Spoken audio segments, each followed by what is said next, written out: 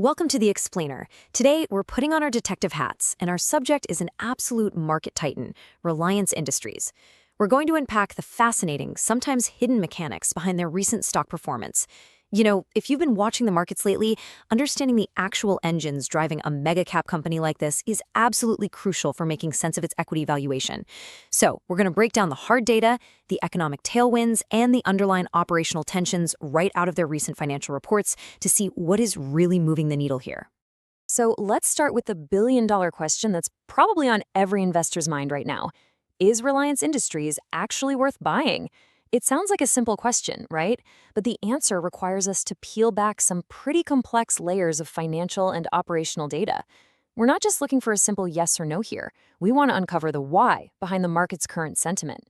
And right out of the gate, the market consensus is pretty staggering. Just look at this breakdown from a recent poll of over 11,000 votes. Over 71% of voters are leaning heavily towards buy. Literally, only about 16% are in the sell camp, and roughly 12.5% are holding. When you see a bullish consensus this dominant for a stock of this size, it's a massive signal. It tells us that the broader market truly believes there are significant growth engines firing under the hood. And it's not just retail investors feeling the hype. Institutional research is totally backing this up. For instance, Providus Lilladher projects a nearly 14% upside for the stock, 13.92% to be exact. This brings their target price for Reliance all the way up to $1,635. A projection like that sets some very high stakes for our investigation today. It means we need to dig in and find out exactly what they're seeing in the financials that justifies such a strong upward trajectory. Here's our roadmap to uncover exactly what's driving those targets. First, the stock market verdict. Second, economic and macro tailwinds. Third, earnings and financial health. Fourth, oil and gas operations. And finally, the future price outlook. Let's kick things off with Section 1, the stock market verdict. When we look at the historical share price, we're basically looking at a story of serious resilience mixed with a bit of a roller coaster.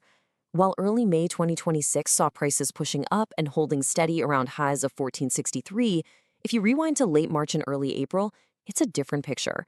We saw significant volatility, with the price dipping way down into the 1300s, hitting 1348 and even 1304 at times.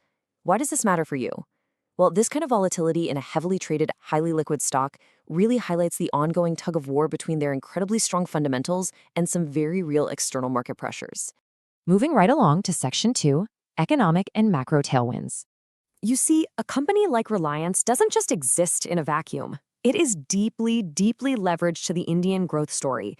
And right now, India remains the fastest-growing large economy with some incredibly robust domestic activity. Add to that structural benefits like GST rationalization, a really strong monsoon season, and easing interest rates. These aren't just abstract ideas. They act as a massive, tangible consumption tailwind across all of Reliance's diverse businesses, from their retail stores all the way to their fuel pumps.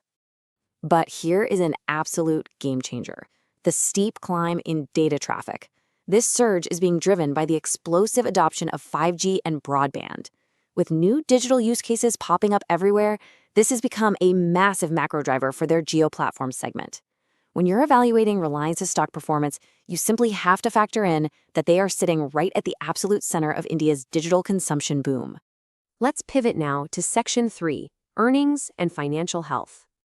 Under the hood, the actual earning power of this company is rock solid. For the financial year, they reported both a basic and diluted earnings per share of 51.47. To put that into perspective, when you have a net profit after tax attributable to equity shareholders of over 69,600 crore rupees, it creates a massive fundamental floor for the stock. This core stability is exactly what anchors the huge daily turnover we see in the equity markets and helps the stock bounce back from those volatile dips we talked about earlier.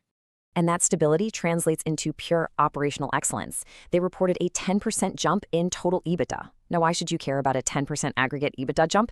Because it's the literal engine driving that future target price. This growth was fueled by highly efficient feedstock sourcing, proactive yield management, and get this, a massive 34 to 68% increase in fuel cracks. That's the profit margin they make from refining crude oil into usable fuels. They're basically maximizing the profitability of every single resource they process. But hey, as financial detectives, we have to look at the whole picture, right? No stock is totally immune to headwinds. Investors need to stay sharp because the environment shifted pretty drastically in March 2026. Geopolitical policy risks flared up with the conflict in the Middle East, completely changing the operating landscape. On top of that, their phenomenal refining performance was somewhat dragged down by weak downstream chemical deltas, meaning the profit margins on their refined chemical products were squeezed tight. It's exactly this mix of incredible operational highs and very real geopolitical constraints that sparked the stock price volatility we saw in March and April. Which brings us to Section 4, Oil and Gas Operations. This is where the operational realities start clashing in real time, and it's fascinating. On one hand, their production volumes are actually up. They've kept a flawless safety record, and coal bed methane production is up 10% year over year. But there's a catch.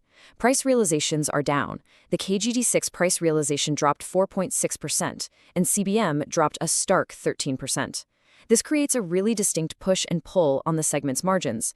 Basically, they're pumping more product out of the ground, but they're getting paid less per unit for it. So what does that pricing squeeze mean for the bottom line? Well, for Q4 of FY26, that drop in price realization dragged the oil and gas segment's revenue down by nearly 9%, and it hit profitability even harder, pulling EBITDA down by over 18%, which effectively shrank their EBITDA margin by 800 basis points. Look, when investors see segment margins compressing like this, it naturally creates a bit of friction against the stock's upward momentum. Finally, let's wrap it all up with Section 5, the future price outlook. Despite the margin squeeze we just unpacked in oil and gas, the broader institutional outlook remains incredibly positive. The top research firms are still setting some very ambitious targets.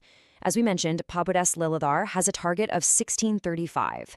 And we're also seeing BOB Capital Markets setting a target of 1610, representing an over 12% upside. What this really tells us is that these analysts are confident that the aggregate strength of the whole business, the 5G boom, the retail growth, that 10% total EBITDA jump, will more than offset those isolated operational constraints. So here is the ultimate takeaway for you to chew on as you track this stock's performance going forward. Does the sheer, massive force of India's growing consumption, easing interest rates, and explosive 5G adoption ultimately outweigh the specific margin pressures we are seeing in the chemical and gas segments? How you answer that question will pretty much dictate whether you think Reliance breaks past that 1600 barrier. Thanks for joining me for this explainer. Keep questioning the data, stay curious, and we'll see you next time.